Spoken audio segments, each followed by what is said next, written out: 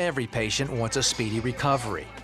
But that recovery can be delayed or even turn deadly if patients don't carefully monitor their health care or protect themselves from bacteria that cause infections. For starters, Dr. Michael Roizen of the Cleveland Clinic recommends that every patient find an advocate to oversee their recovery.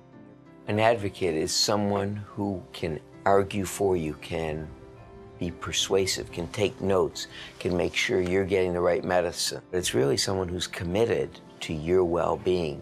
Roizen suggests that your advocate come with you when you meet with your doctor, especially if you can't care for yourself after the operation. An advocate can also help you assess the options available for pain management, and they can assist with other procedures recommended by your doctor.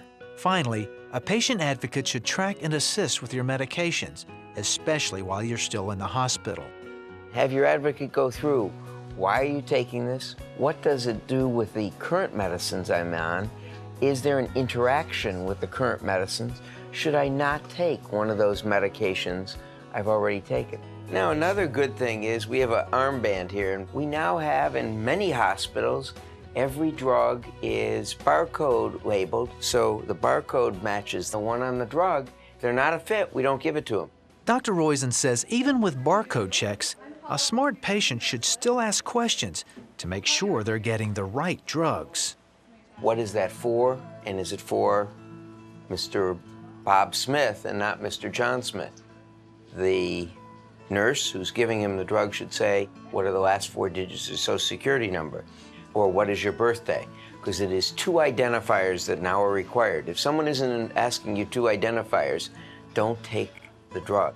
I also asked Dr. Roizen if it's common for patients to contract deadly infections while recovering in the hospital. It's common enough to kill at least 40,000 and maybe 90,000 hospital patients a year. You're kidding. I wish I was kidding. Infections come from contact with visitors, hospital staff, and even objects in the hospital, especially those in your room. 2 dirtiest things in the hospital room aren't the handle on the throne or the doorknob, but they're this remote control and your cell phone. So cover it up with a glove. Then you can use the remote control and you can see through it. You can feel the buttons too, but you can see through it if you use clear gloves.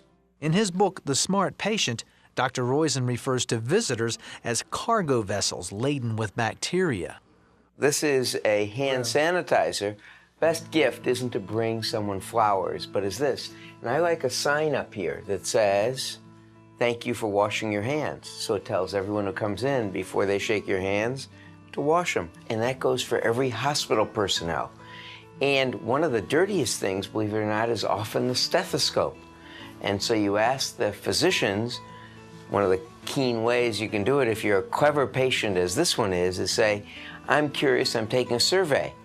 Did you wash your stethoscope with alcohol or with water? And that gives them the suggestion to wash it. So how much will an infection hinder a patient's hospital recovery? Maybe just as important, how much is it going to cost? Each infection is an extra 9 days and $28,000 and a heck of a lot of illness. So if you're the friend, wash yourself and don't come to the hospital when you got the flu. Just, call them. So remember, always have a patient advocate. Make sure you're getting the right medications and protect yourself from infection.